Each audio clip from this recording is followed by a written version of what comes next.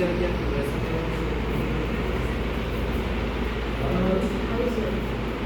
হাউজার থেকে কম্পিটিশন কেন প্রথম যে মনে হয়েছে হাজবেন্ডের পাশে দাঁড়াতে হবে, ফ্যামিলির পাশে দাঁড়াতে হবে। বিয়ের আগে সেটা মনে হয় হ্যাঁ, মানে আমি তো যখন কলেজে পড়তাম তখন আমার বিয়ে হয়েছে, সেকেন্ড ইয়ারে যখন পড়ি আমি তখন থেকে এক্সাম দিয়েছি।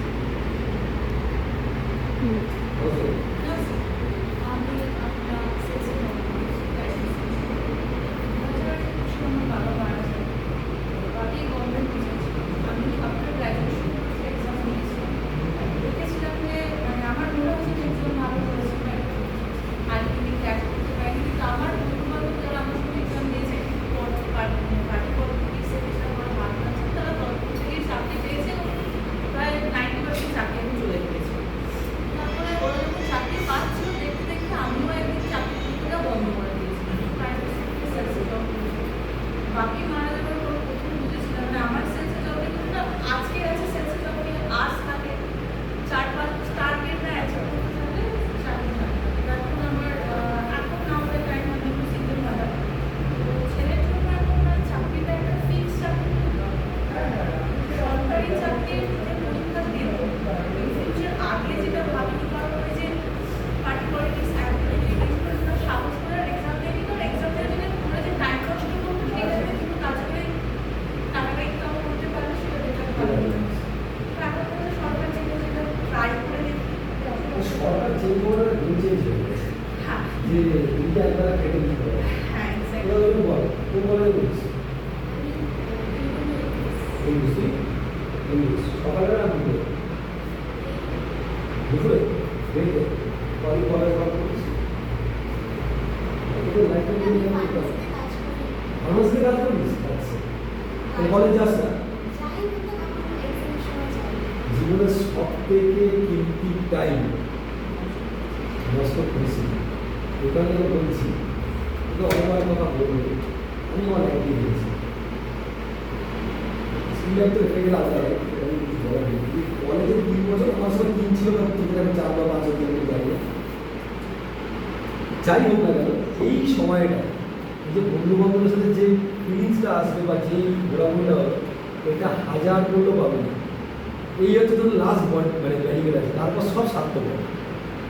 কেউ কাউকে দেখবে না, সবাই সবাইকে ল্যান্ড মারতে চেষ্টা করবে, এখানেও মারবে না বলবো না মারবে, কিন্তু এই সময়টা ভোর আনন্দ করে আনন্দ করার টাইম। চাকরি করার জন্য প্রচুর টাইম আছে, কাজ করার জন্য প্রচুর টাইম আছে। আমি বিলিভ করি না যে কাজ করার জন্য ইজ রাইট টাইম। কাজ করার জন্য ইচ্ছাটা যথেষ্ট আছে, যখন হবে তখনই সেই কাজটা করা যাবে। ঠিক আছে ঠিক আছে এখানে সবাই যখন বলছে যে ম্যাথ নিয়ে একটু ভয় হয়, তো আমরা সেটা থেকে আগে চর্চা যেটা করি, আমরা যা সিম্পল আজকে আলাপ আলোচনা করছিলাম আগামী 14 তারিখ পর্যন্ত এরকমই যাবে। তারপর দিয়ে আমরা কিছু সিদ্ধান্তে উপনীত হব, কারণ এখানে প্রত্যেকেই মোটামুটি ওয়ার্কিং পার্সন, যেহেতু ওয়ার্কিং পার্সন এদের একটা জিনিস হচ্ছে কি সারা সপ্তাহ কাজ করার পর আজকে ডেটে দাঁড়িয়ে গিয়ে প্রাইভেট সেক্টরে কিছু প্রেশার থাকে, তার একটু বেরোই থাকে, রোববারও হয়তো মেবি কাজ থাকে কিছু, আমি জানি না হয়তো থাকতে পারে থাকে। একটা সপ্তাহ নিজের থেকে রিল্যাক্স করতেও লাগে, সেই রিল্যাক্সের টাইমটা বাদ দিয়ে এসে এই লড়াইটা, তো সেই লড়াইটা করার জন্য আমার মনে হয় টাইমটা একটু শর্ট। তো আমরা আগে দেখি যে এই শর্ট টাইমের মধ্যে আমরা কত কী করতে পারি।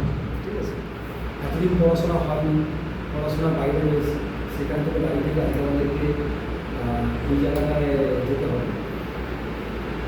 যারা বাড়িতে বসে পড়ছে তাদের সাথে পড়তে হবে, যারা ইসিতে বসে পড়ছে তাদের সাথে পড়তে হবে, এবং তাদের থেকেও ভয় পাওয়া হয়ে গেছে যারা মাঠে চাষ করে, মানে এইখানে আমি নিজের বাড়িতে আছে সবচেয়ে কম্পিটিটিভ ভয় তাদেরকে পাওয়া যার বাবার জমি আছে, যে লাঙলের চাষির ছেলে।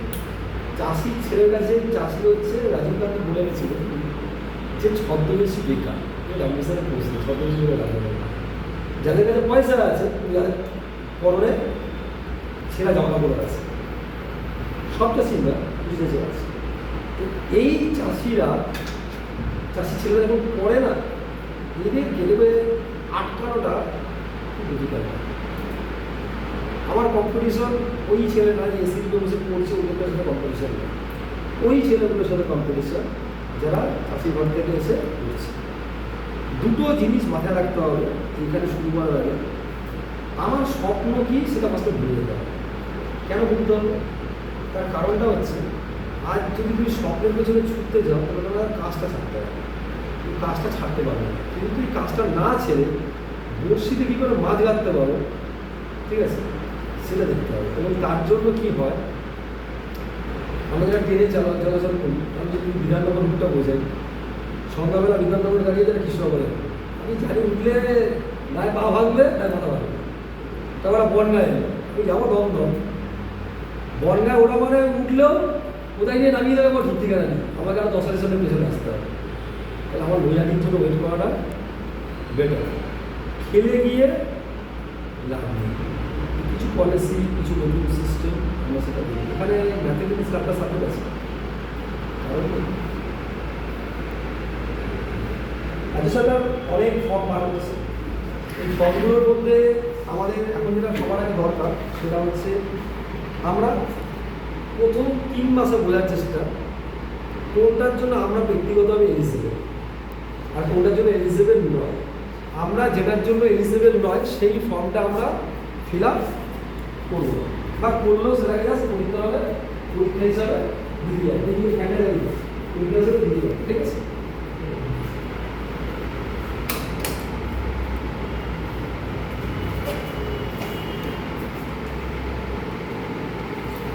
পরীক্ষা হিসাবে দিয়ে যাবে। আর কোন পরীক্ষাটা আমার অ্যাচিভমেন্টের মধ্যে আসতে পারে সেটাকে একটা বললাম কোন যেটা আমার অ্যাচিভমেন্টের মধ্যে আসতে পারে।